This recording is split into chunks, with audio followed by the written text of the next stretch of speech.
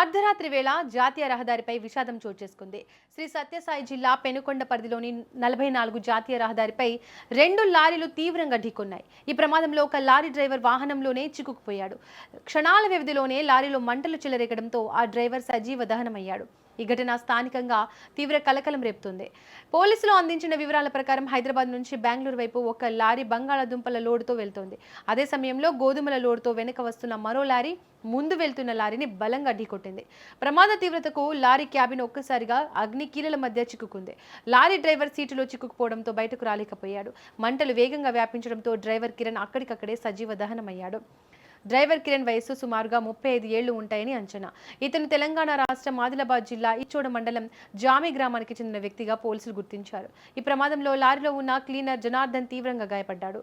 ఘటనా స్థలంలో పరిస్థితి భయంకరంగా మారింది. సమాచారం అందుకున్న పెనుకొండ అగ్నిమాపక సిబ్బంది, పోలీసులు వెంటనే సంఘటనా స్థలానికి చేరుకున్నారు. ఫైర్ సిబ్బంది మంటలను అదుపు చేసేందుకు తీవ్రంగా శ్రమించారు. మంటలు ఆరిన తర్వాత పోలీసులు డ్రైవర్ మృతదేహాన్ని బయటకు తీశారు. ఈ ప్రమాదంలో గాయపడిన క్లీనర్ జనార్దన్ ను మెరుగైన చికిత్స కోసం పెనుకొండ ప్రభుత్వ ఆసుపత్రికి తరలించారు.